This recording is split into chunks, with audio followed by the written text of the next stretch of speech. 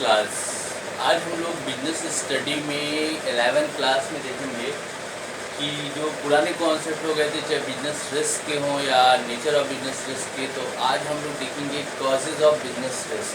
ये बहुत इम्पोर्टेंट है। जब भी हम कोई बिजनेस करते हैं तो बिजनेस में बहुत से ऐसे रिस्क होते हैं, लॉसेस होने के चांसेस होते हैं, जो कि हम लोग बिजनेस रिस्क में अमूमन देखते रहते हैं। और आज इसी को ही हम लोग बहुत डिटेल से पढ़ेंगे कि कौन कौन ऐसे कारण हैं जिससे कि बिजनेस में रिस्क होने के चांसेस होते हैं। इसमें हमारे पास पहला कारण आता है जिसमें हम लोग कहते क्या हैं कि नेचुरल कॉजेज़। नेचुरल कॉजेज़ जो होता है बाय द नेचर्स के द्वारा होता है। हम कह सकते हैं प्रकृतिक में जिस तरह की प्रॉब्लम्स अराइज होती है उस तरह के बिहाफ पे ही नेचुरल कॉजेज़ देखने को मिलता है। फिर नेचुरल कॉजेज़ में 3 तरीके के नेचुरल कॉजेज़ हम लोग देख सकते हैं, जैसे कि है सीजनल चेंजेस के बिहाफ पे। जब सीज़न चेंज होता है, जैसे कि क्या होता है कि हमारे कंट्री में या हमारे देश में 3 सेशन बनाए गए हैं, जाड़ा, गर्मी, बरसात। इस तरह के जो सेशंस हैं उसमें कुछ चेंजिंग आ जाती है, या कभी बहुत ज़्यादा गर्मी पड़ जाती है तो सूखा पड़ जाता है, या बहुत ज़्यादा बारिश होने लगती है तो बाढ़ आ जाता है, या हम कह सकते हैं कि बहुत ज़्यादा ठंडी पड़ने लगती है तो ओले हो जाते हैं। तो इस तरह के बहुत से ऐसे नेचुरल कॉजेज़ होते हैं जहाँ पे बदलाव देखने को मिलता है, तो वो हमारा कहीं ना कहीं बिजनेस रिस्क पे अफेक्ट करता है। वो नेचुरल कॉजेज़ हमारे यहाँ बहुत देखने को मिलता है। जैसे सीजनल चेंजेस के बिहाफ पे अभी हमने बताया कि सीजन में बहुत ज़्यादा चेंजिंग देखने को मिलता है, तो नेचुरल कॉजेज़ होते हैं। जियोग्राफिकल चेंजेस में भी हम लोग देखते हैं कि बहुत ज़्यादा फ्लक्चुएशन देखने को मिलता है जियोग्राफिकल बेसिस पे। जैसे कि कह सकते हैं कि भूविज्ञानिक साइंस के बिहाफ पे बहुत ज़्यादा चेंजेस देखने को मिलता है कि भूकंप आने लगता है। हम कह सकते हैं कि बहुत ज़्यादा डिजास्टर्स होने लगते हैं। ये एक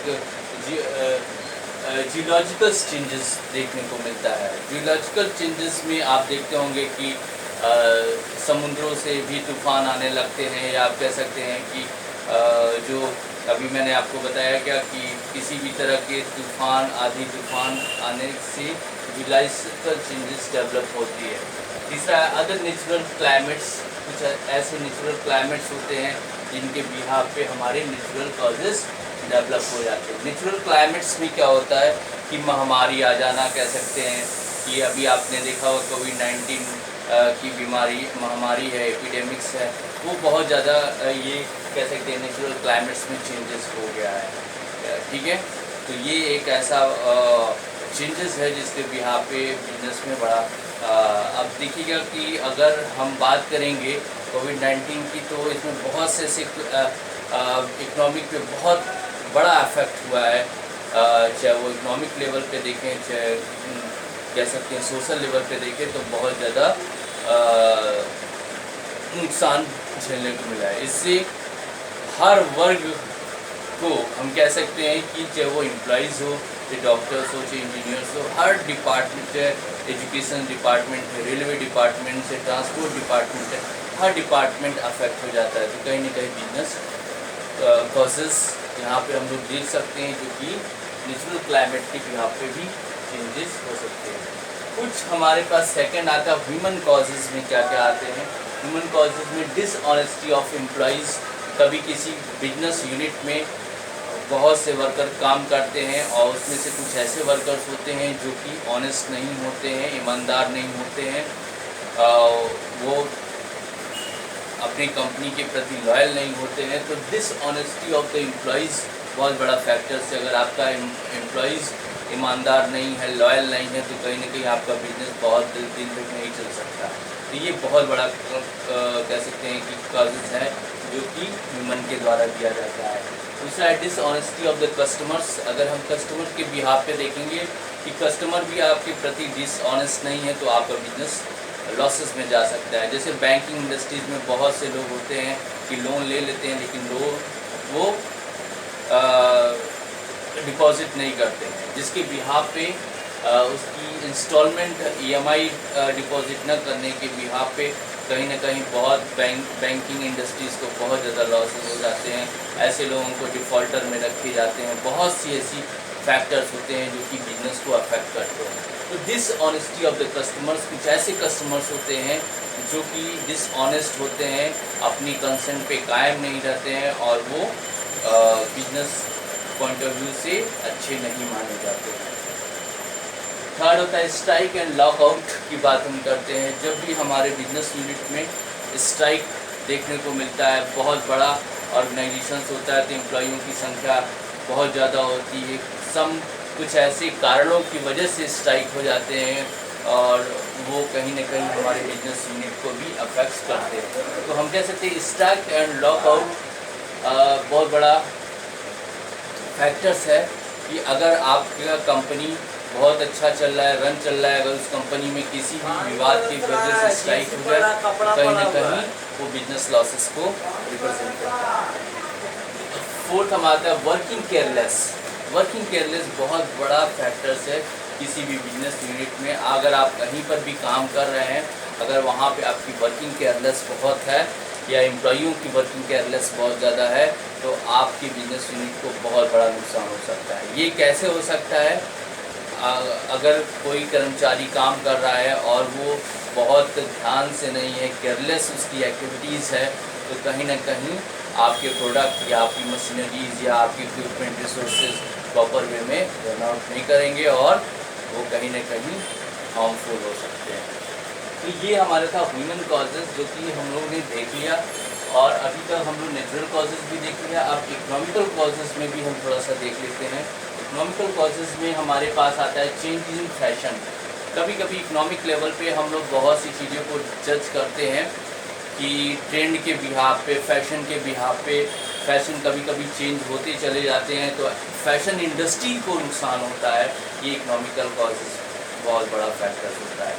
तो फैशन चेंज होने से कहीं ना कहीं इकोनॉमिकल कॉजेज़ बहुत ज़्यादा देखने को मिलता है, डेवलप होता है और ये फैशन इंडस्ट्रीज़ को कह सकते हैं या फैशन इंडस्ट्रीज़ के जो बिजनेसमैन हैं उनको इस तरह के रिस्क बेयर करने पड़ते हैं। चेंज इन प्राइस, जब प्राइस में बहुत ज़्यादा फ्लक्चुएशन देखने को मिलता है, चेंजिंग देखने को मिलता है, तो ऐसे में हम कह सकते हैं कि चेंज इन प्राइस में फ्लक्चुएशन होगा तो डिमांड कम हो जाएगी, नंबर ऑफ़ कस्टमर्स कम हो जाते हैं और कस्टमर्स कहीं दूसरी जगह पे स्विच भी हो जाते हैं किसी दूसरे प्रोडक्ट पे। ये एक बहुत बड़ा फैक्टर है। Providing the facility to the customers, और जब हम कोई ऐसा बिजनेस ऑर्गेनाइजेशंस जो कस्टमर्स को फैसिलिटी प्रोवाइड नहीं कर पाएगा, अच्छी तरीके से उनको फैसिलिटी नहीं दे सकता है, तो वो कहीं ना कहीं बिजनेस रिस्क में हो जाता है। बाद में वो कस्टमर्स हमारे ही लिए नुकसानदायक हो जाता है। वो कस्टमर्स हमें पूर्ण रूप से फेवरेबल नहीं करने देता है, कहीं हमें सपोर्ट नहीं करता है या हमारे और भी कस्टमर्स को मोटिवेट नहीं कर सकता है। ये बहुत बड़ा फैक्टर्स है जिसको हम लोग इकोनॉमिक कॉजेज़ में देख चुके हैं। अदर कॉजेज़ में हमारे पास बहुत से ऐसे नेचुरल कॉजेज़ हैं, नेचुरल कॉजेज़, टेक्निकल कॉजेज़ और मैकेनिकल कॉजेज़। नेचुरल कॉजेज़ में भी तो हम लोगों ने बहुत कुछ, ये नेचुरल कॉजेज़ का ही पार्ट्स है जो कि अदर में आते हैं, जैसे एपिडेमिक्स हैं, महामारी है, अर्थक्वेक है, ये सब नेचुरल कॉजेज़ के पार्ट्स हैं। टेक्निकल कॉजेज़ में देखा जाए तो अगर हमारी टेक्नोलॉजी अच्छी नहीं है तो ये टेक्निकल कॉजेज़ होता है जो कि हमारे बिजनेस यूनिट को रन नहीं करने देता है। जैसे कि क्या है कि हम कभी किसी कंपनी का प्रोडक्ट यूज़ करते हैं और उसमें कुछ टेक्निकल खामियां होती हैं, तो ये हमारी टेक्निकल कॉजेज़ में माना जाता है जो कि हमारे बिजनेस यूनिट को अच्छा नहीं माना जाता है। बिजनेस रिस्क देखने को मिलता है कुछ भी टेक्निकल फॉल्ट के बिहाफ पे। मैकेनिकल कॉजेज़ में भी हम बहुत बड़ा फैक्टर्स है सर्विस इंडस्ट्रीज़ को हम कह सकते हैं। सर्विस इंडस्ट्रीज़ में अगर कोई भी कंपनीज़ के प्रोडक्ट हैं जिसके मैकेनिज़म्स अच्छे नहीं हैं या मैकेनिज़्म में थोड़ा भी फॉल्ट है या रिपेयर्स करने के लिए प्रोडक्ट अवेलेबल्स नहीं है, तो ये बहुत बड़ा कॉजेज़ होता है जो कि अदर कॉजेज़ में कंसीडर किया जाता है। ये हमारा बिजनेस रिस्क का आज कॉजेज़ ऑफ बिजनेस रिस्क है। इसमें दो तरीके के कॉजेज़ बहुत अहम माने जाते हैं, एक ह्यूमन कॉजेज़ और दूसरा नेचुरल कॉजेज़। ये दो अहम कॉजेज़ हैं जो कि बिजनेस रिस्क को रिप्रेजेंट करते हैं। फिजिकल कॉजेज़ और इकोनॉमिकल कॉजेज़ और गवर्नमेंट पॉलिसीज़ कुछ ऐसी होती है जो कि हमारे लिए बिजनेस रिस्क के लिए फेवरेबल नहीं होते। गवर्नमेंट पॉलिसीज़ के बारे में थोड़ा सा हम लोग डिस्कस कर दें। पॉलिटिकल लेवल्स पे गवर्नमेंट बहुत सी ऐसे रिस्ट्रिक्शंस, लाइसेंसिंग रिस्ट्रिक्शंस बना के रखते हैं। जब आप वो उस रिस्ट्रिक्शंस और लाइसेंसिंग रिस्ट्रिक्शंस को फुलफ़िल नहीं कर पाते हैं तो गवर्नमेंट आप पे बैन लगा देती है, आपको कि बिजनेस यूनिट को ताला लगा सकती है। तो खैर यही एक गवर्नमेंट कॉजेज़ भी होता है। गवर्नमेंट कॉजेज़ में बहुत सी ऐसी रिस्ट्रिक्शंस, गवर्नमेंट पॉलिसीज़ होती हैं जिसको आपको फॉलो करने होते हैं, जो कि बिजनेस रिस्क को रिप्रेजेंट करते हैं। आज हम लोग बिजनेस रिस्क के ये पूरे कॉन्सेप्ट को भी देख लिए हैं और इसमें से कहीं पर भी किसी भी तरीके की प्रॉब्लम आए तो वो आप हमसे शेयर कर सकते हैं। Thank you.